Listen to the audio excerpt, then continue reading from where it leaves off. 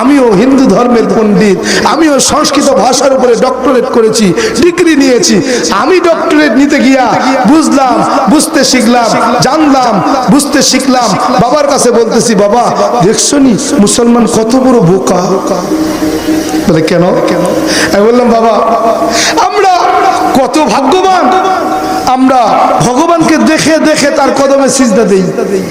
আর মুসলমান কত বড় মূর্খ বোকা, এরা আল্লাহকে দেখে না কিন্তু আল্লাহরে নাকি সিজদা দেয়। বাবা কয় ঠিকই বলছি, এই না হলে তুমি আমার উত্তর শুনি, তুমি আমার বংশের প্রদীপ জ্বালাবে, তোমাকেই তো আমি এজন্য পণ্ডিত বানিয়েছি।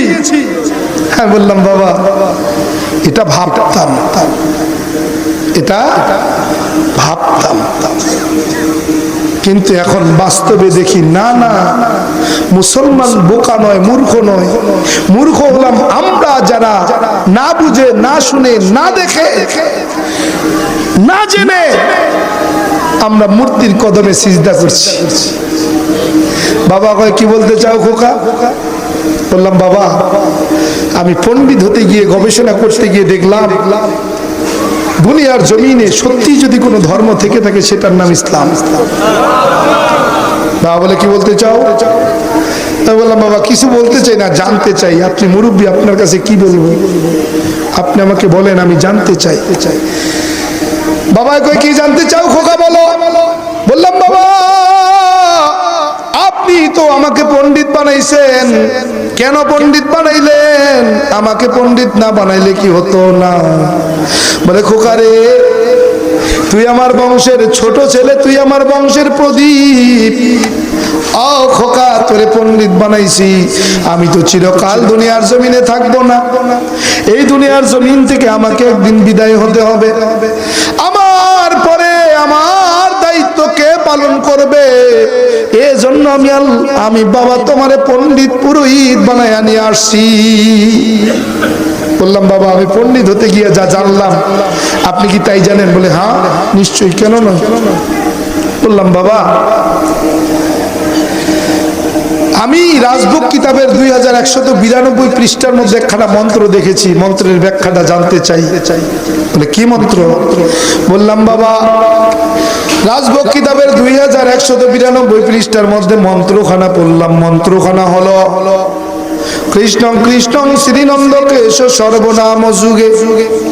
বাবাই কয় অর্থ কি বল? বললাম, বাবা ভগবান শ্রীকৃষ্ণ ডাক দিয়া বলে, আমি যুগে যুগে কালে কালে ভগবান শ্রীকৃষ্ণ মানুষের কল্যাণে অগণিত অবতার হয়ে দুনিয়াতে অবতরণ করলাম। সমস্ত অবতারগণ আমি ভগবান শ্রীকৃষ্ণকে ভগবান বইলা মাইনা নিছেন। নাউজুবিল্লাহ। কি বলতে চাও? বললাম, বাবা কৃষ্ণ কৃষ্ণ শ্রীনন্দ কেশ সর্বনাম যুগে। বাবাই কয় মানে কি? বললাম, বাবা ভগবান শ্রীকৃষ্ণ ডাক দিয়া বলেন, আমি ভগবান শ্রীকৃষ্ণ মানুষের কল্যাণে অগণিত অবতার হয়ে দুনিয়ার জমিনে অবতরণ করলাম। সমস্ত অবতারগণ আমি ভগবান শ্রীকৃষ্ণকে ভগবান বইলা মাইনা নিলেন। বললেন, বাবা ডাক দেয়া কয়, বাবা ঠিকই তো আছে। বললাম, না না ঠিক নাই। বলে কেন ঠিক নাই? বললাম, বাবা ভগবান শ্রীকৃষ্ণ ছিলেন স্রষ্টা, হলেন সৃষ্টি। যখন স্রষ্টা সৃষ্টি হইয়া যায়, এই সৃষ্টিকে কোন স্রষ্টা নিয়ন্ত্রণ করে? বাবা কয় কি বললো? কি বলতে চাও? এ বাবা যেই স্রষ্টা সৃষ্টি হয় সেই সৃষ্টিকে সেই স্রষ্টাই নিয়ন্ত্রণ করে। বলে কেমন? বলে ভগবান শ্রীকৃষ্ণ যখন অবতার হয়ে দুনিয়ায় অবতরণ করছেন, এই অবতারগণকে ভগবান শ্রীকৃষ্ণই নিয়ন্ত্রণ করেন। বলে না না হতে পারে না। বলে কেন? বলে স্রষ্টা সৃষ্টি হলে তার ক্ষমতা থাকে না। বলে তাইলে কি বলতে চাও? বললাম, বাবা স্রষ্টা যখন ভগবান শ্রীকৃষ্ণ যখন মানুষের কল্যাণে পূর্ব আকাশে সূর্য হয়ে ঝুলে গেছেন, এই সূর্য নামক দেবতাকে কোন স্রষ্টা নিয়ন্ত্রণ করেন? বাবা কয় কেন? শ্রীকৃষ্ণ বলি না, হতে পারে না। বলে কেন? বলে স্রষ্টা সৃষ্টি হলে তার ক্ষমতা থাকে না। বলে কি বলতে চাও?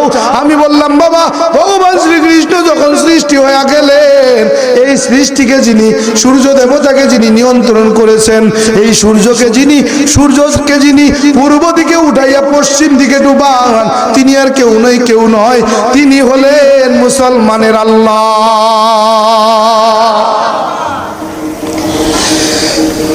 বাবা কি বলতে চাও? বললাম বাবা, ওই সূর্য দেবতাকে মুসলমানদের আল্লাহ নিয়ন্ত্রণ করে। বলে কেমন? বলে বাবা কেন এই কথা বলো? বললাম বাবা, স্রষ্টা সৃষ্টি হয়ে গেলে তার ক্ষমতা থাকে না। বলে বাবা রে, যা তুমি বুঝাইতে চাও তাইলে বোঝো না। বলে কি বুঝাইতে চাই, কি বুঝি না? বলে বাবা, আরে যেই আল্লাহ সেই তো ভগবান। নাউজুবিল্লাহ। বলে যেই আল্লাহ সেই ভগবান। আমি বললাম না, তা হতে পারে না, আল্লাহর ভগবান এক হয় না। বলে কেমন? বলে বাবা, আল্লাহর ভগবান এক না। বলে কেন? বললাম বাবা, ভগবান জায়গা কাল পাত্র ভেবে হয় তার পরিবর্তন। আল্লাহ এমন এক সত্তা, জায়গা কাল পাত্র ভেবে নাই তার কোনো পরিবর্তন। বলে কেমন? বললাম বাবা, ভগবান বাংলাদেশের বাঙালি, বাংলা ভাষায় কথা বলি, মাতৃভাষা বাংলা। আমরা বাংলা ভাষায় যখন ভগবানকে ডাকি, কি বইলা ডাকি? বলে ভগবান। বলে লিখার বেলায় কি লিখি? বলে ভগবান।